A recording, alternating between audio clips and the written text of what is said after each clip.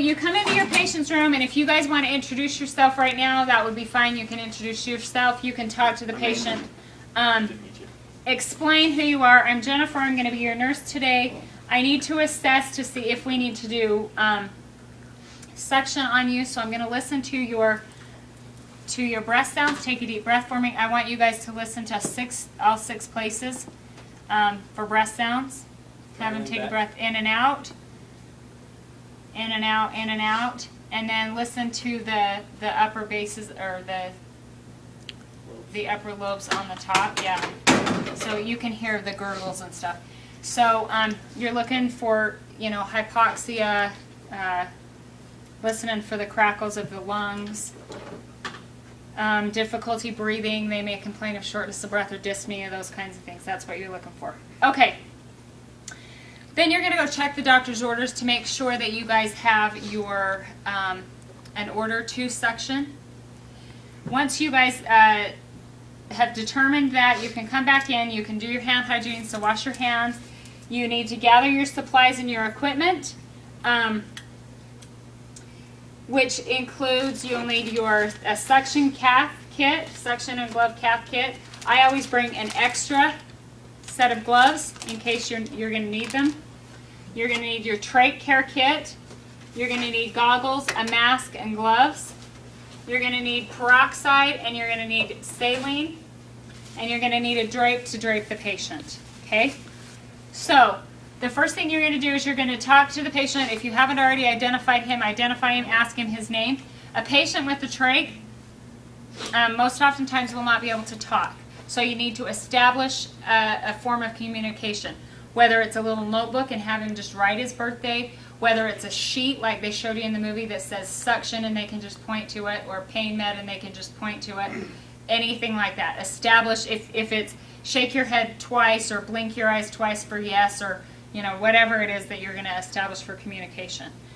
You're going to provide privacy, and then you're going to explain to the procedure to the patient. You're going to tell him what you're going to do, that you're going to be taking a tube and you're going to be going down into his trachea. He may not be able to breathe for a second, but it's going to be less than 10 seconds. So you'll just kind of explain to him. Then you're going to be changing his dressings and cleaning his trachea up. And if he has any questions, to just stop you.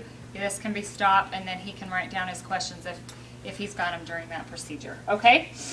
Then you're going to lift the patient up, his head up a little bit. What am I doing? No, that's his head. Okay, so you're going to lift his head up a little bit. Okay, and Jane, if it's a patient that does get really bad anxiety, when you tell them that they're not going to be able to breathe for a little bit, can you give them something for that? Yeah, absolutely. Yeah. Oh yeah, and you'll have them that have anxiety for sure. Okay, you're going to turn your suction on. So you come over here, you turn your suction on, and make sure that it is so you can reach it. You're going to drape your patient. Get him ready. You're going to open your saline and your peroxide lids. Set them there. Question on the drape. Do you want it to be the blue side up over there? I was not being a smarty. I just was legitimately wanting to know. Thanks, Greg. Yeah, okay, then you're going to put your protective equipment on. So you've got your goggles, you've got your gloves, and you've got your mask. I'm not going to use a mask because you guys can't hear me or see me when I'm talking. Okay, so then you can go ahead and start setting out your sterile stuff. You've got that turned on. Seriously. Okay. So I'm Monica mode. How's that? Nice. Okay, so remember when you're opening the sterile trays that you open from the corner and you open it away from you. And I'm going to just set that over there. Okay. Then I'm going to take an edge of this, and it needs to be shiny side down. Shiny side down. Okay, remember, an inch away is sterile filled. An inch in. Everything's sterile. Okay, so now I'm going to open this package. So you've got your gloves and everything right there in there. I'm going to open this package. You can discard this. And then I'm going to go ahead and get my gloves. If you guys can't see me, you're welcome to come up and come around. Come up and walk around. Oh, that was... Okay, so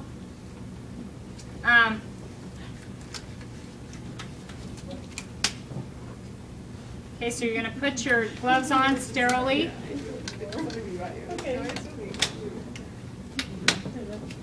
Once again, if you guys cannot, if you're sitting here thinking, trying to decide what to do, hold your hands so that you're not touching anything that's not sterile. Okay, you're going to take your little basin and you kind of go around your sterile field and set it there. You're going to take your suction, and I'm just going to put the suction just right there so it's close to my suction, okay? Then I don't really need this as a sterile field, so I'm going to cross this. I'm going to put my gloves right there, my 4x4s, my dressing, and why am I throwing it? So I'm not crossing my sterile field. You can touch the stuff, but you don't want to reach clear over the top of your sterile field, okay?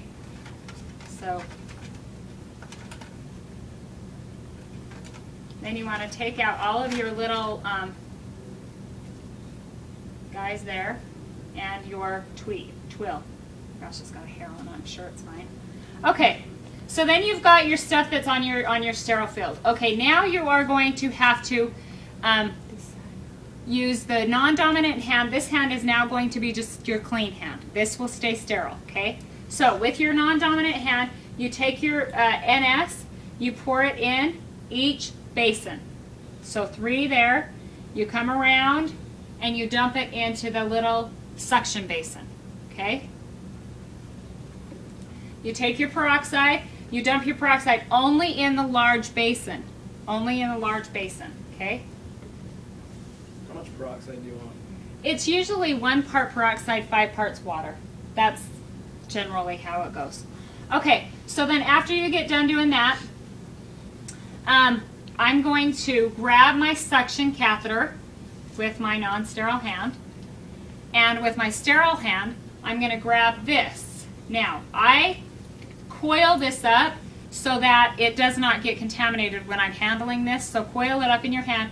Then you're going to plug it like this without touching this side. So then I'm going to hold it. Now I'm going to remove his catheter, or his inner cannula, excuse me. And in the ones in the other place, you have to turn them counterclockwise and pull them out. Then I'm going to take this around my sterile field and dump it into my peroxide mixture. Okay? Then I'm going to check and make sure that my suction is working. So with my sterile hand, I'm holding the suction and I just dip it in and I suction, suck, suck, suck, suck to make sure that it is suctioning. And it worked fine, plus it lubricates that a little bit, lubricates the end. Then I'm going to tell Mr. Jones that he needs to hyperventilate, which means he needs to take 3 or 4 big deep breaths and hyperventilate so that when I do this, he's actually got some oxygen on board, okay? So I take this and without suctioning, this is suction when you push this on, this means suction. Without suctioning, I place this down inside the trach until, making sure you don't touch that, until you feel resistance. Once you meet resistance, then you start rotating this and suctioning intermittently for less than 10 seconds. Okay? All right, once you've got that, then you take that, you coil it up, you disconnect that, and you are no longer sterile.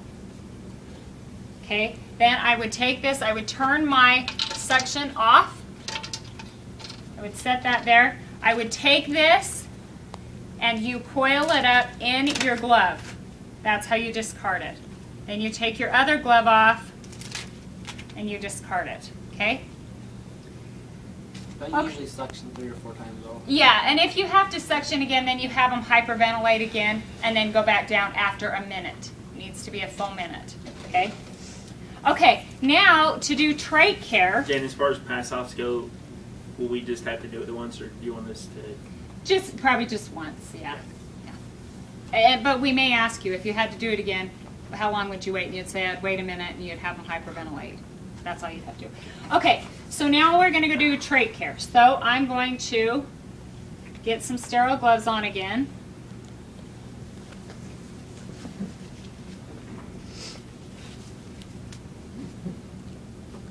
Okay. These are the worst gloves ever. Okay. So, now I'm going to, this is going to become my clean hand again. I'm going to pick the cannula up by the end. I'm going to take the, as you guys can see, I have one of my little, oh my gosh, fourth glove. Okay, so I'd have the patient pull the bottom thing off without touching it. Okay, so it's no longer sterile. Okay, so I take this and I come over here to my peroxide mixture and I clean that really good, and going up inside it. In the real trachs you can go clear up inside it. This one's a little bit harder. Anyway, so you'll clean up inside it and you'll clean this. Then you're going to dip it in the sterile water. Take a pipe cleaner and kind of dry the inside of it. Okay, you're going to take a 2x2 or 4x4. You're going to just dry that really good. Okay, now you are going to take a Q-tip, dip it into the water, and you're going to clean the inside of his outer cannula. You want it just damp. You don't want it really, really wet. So you're going to clean that, and then you're going to replace this inner cannula. Okay. Okay. Then we need to remove, with your dirty hand, you're going to remove the old dressing. Make sure you don't cross your. And with your with your sterile hand, because this is now no longer sterile, I'm going to pretend that this is a Q-tip. So we'll come over here and we're going to clean the. You can hold this with your non-dominant hand while you're scrubbing underneath that. You're going to assess for redness. You're going to assess for swelling or anything at the stoma site. We're looking at that. You're going to check for the placement of this, see if he's got any dyspnea, anything like that. Then you're going to dry, trying not to touch, so hold this, and you're going to dry that.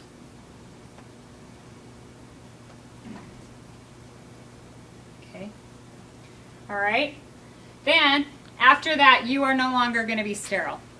Okay. Then you're going to take the dressing, and with this is a drain sponge, so with the slit facing the chin, you're going to open that up, and you're going to place the new dressing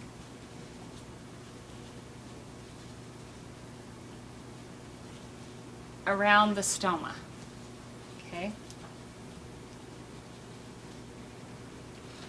Okay, so after you've done that, then you're going to re-fasten and tighten the cannula on.